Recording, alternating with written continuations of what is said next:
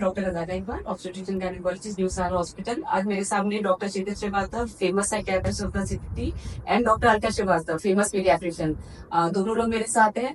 आज हम थोड़ा सा जो डिफिकल्ट वेजाइनल डिलीवरी में बच्चों को सीपी डेवलप हो सकती है, उसी के बारे में मैं डॉक्टर क्षितिज से डिस्कस करूंगी कुछ। तो क्षितिज, कैसे देखने को आप देखते हैं कि आपके पास जैसे सीपी का बेबी आया, तो उसमें कुछ ऑफ हिस्ट्री सिग्निफिकेंट मानते हैं आप? हाँ, तो सीपी में बेसिकली जैसा अभी पहले भी डिस्कस कर रहे थे, कुछ एक्चुअल ब्रेन डैमेज के कारण सीपी की प्रॉब्लम्स आती हैं। तो वो ब्रेन डैमेज कई रीजन से हो सकता है, और प्रेगनेंसी में जो प्रॉब्लम्स आई हैं, डिलीवरी में जो प्रॉब्लम्स आई, वो सब कंट्रीब्यूट करेंगी। तो अगर डिफिकल्ट डिलीवरी है और उससे अगर हाइपोक्सिया हुआ है बच्चे को, मतलब बच्चे के ब्रेन में ऑक्सीजन कम जा रही है बिकॉज की वो डिलीवरी के दौरान दिक्कतें हो रही हैं, तो ब्रेन डैमेज उस समय हो सकता है, और उसकी भरपाई फिर कभी भी पूरी तरीके से हो नहीं पाती है। मतलब वो बच्चा पूरी तरीके से पूरी लाइफ पंच को करना ही करना है। और डॉक्टर अलका से भी मैं पूछूंगी, वो पीडियाट्रिशियन है, वो भी इस तरह के केसेस देखती होंगी। तो अलका का क्या एक्सपीरियंस है ऑफ हिस्ट्री से, जो बच्चे आप देखते हो जो या डेवलपमेंट डिले के साथ आते हैं, क्या लिंक आपने देखने को मिला आपको?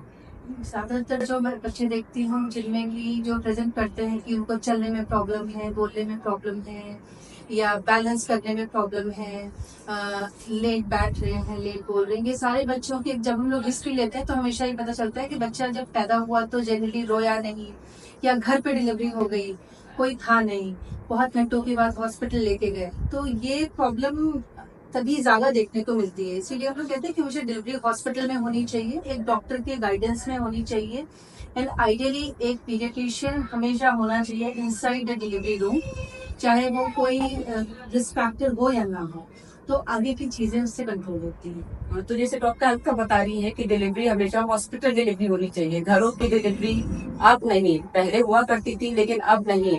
और हॉस्पिटल डिलीवरी में भी आप जो अपना गायनेकोलॉजिस्ट चूज कर रहे हैं, आप थोड़ा सा क्वालिफाइड गायनेकोलॉजिस्ट चूज करें। तो मैं डॉक्टर क्षितिज से ये क्वेश्चन करूंगी कि ऑटिज्म और सीपी में थोड़ा सा आप हमें डिफरेंशिएट करके बताइए, कैसे थोड़ा सा क्या फर्क कैसे बताइए, बेबी ऑटिस्टिक है या बेबी सीपी है? तो अगर हम दोनों दोनों में डेवलपमेंट की प्रॉब्लम होती है, दोनों डेवलपमेंटल डिसऑर्डर जरूर है, लेकिन जैसा मैंने पहले भी डिस्कस कर रहे थे, ऑटिज्म में एक स्पेसिफिक ब्रेन के एरियाज में डेवलपमेंट की दिक्कतें होती हैं। तो ऑटिज्म के बच्चों में सोशल और कम्युनिकेशन ठीक से डेवलप नहीं होता है, तो ये बच्चे बाकी लोगों से कम्युनिकेट नहीं करते हैं, अपने से ज्यादा रहते हैं।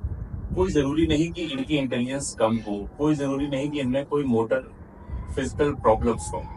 फिर सीपी में, सेरेब्रल पॉल्सी में एक्चुअल ब्रेन डैमेज होता है, तो उसमें आपको कोई ना कोई मोटर प्रॉब्लम जरूर मिलेंगी, और साथ में डेवलपमेंटल डिले भी मिलेगा। डेवलपमेंटल डिले होने के साथ, तो डेवलपमेंटल डिले जब होता है तो हमको देखना है कि ऑटिज्म में जो डेवलपमेंटल डिले है वो सोशल और कम्युनिकेशन प्रॉब्लम्स में स्पेसिफिक होता है। इन बच्चों की इंटेलिजेंस नॉर्मल हो सकती है।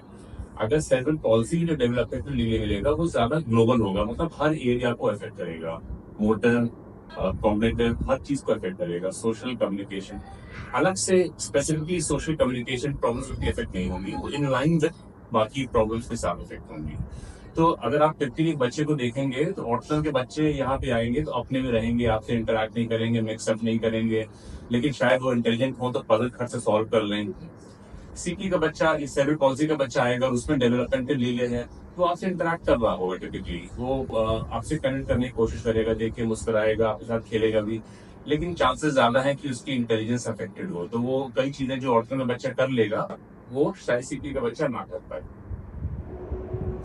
ठीक है। मैं डॉक्टर क्षितिज से एक क्वेश्चन ये और करूंगी कि जैसे दाएं हैंडल केसेस में, दाएं हैंडलिंग जो डिलीवरी घर पे आती है, उसमें आपने इंसिडेंस ऑफ सेल्युलर पैप्सी ज्यादा देखा आपने, मतलब क्या आपका एक्सपीरियंस है?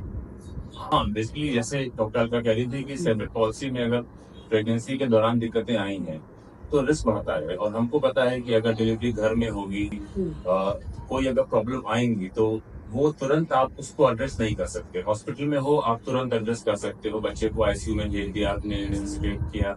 घर में अगर ये होगा तो कुछ नहीं होता है, आप उसके बाद आपको नियरेस्ट हॉस्पिटल ले जाना है, उसमें शायद 1 घंटे लग जाए, 2 घंटे लगते हैं, और वो 1-2 घंटे काफी क्रूशियल होते हैं।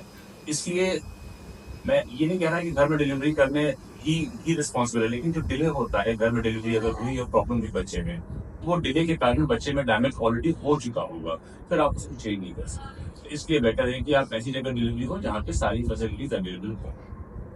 जो गोल्डन 1 मिनट का पीरियड होता है, जैसे बेबी बॉर्न हुआ और बेबी क्राई नहीं कर रहा है, तो उस समय पीडियाट्रिशियन को होना बहुत ही जरूरी है कि जो गोल्डन 1 मिनट होता है, उस 1 मिनट में अगर बेबी रिसस्टेट हो गया तो चांसेस उसके हाइपोक्सिया में जाने के बहुत कम हो जाएंगे। लेकिन अगर वो डिले हो गया और जो डैमेज ऑलरेडी हो चुका, वो फिर बच्चे को फिर लाइफ लॉन्ग उसकी सफरिंग हो जाएगी। तो thank you so much doctor Shekhar, thank you so much doctor Alka. और इस वीडियो पे मेरा यही मैसेज है कि घरों पे डिलीवरी ना कराई जाए, क्योंकि डिफिकल्ट वेजाइनल डिलीवरी में जो बच्चे को हाइपोक्सिया होगा, वो उसको फिर लाइफ लॉन्ग उसकी सफरिंग होगी। Thank you so much.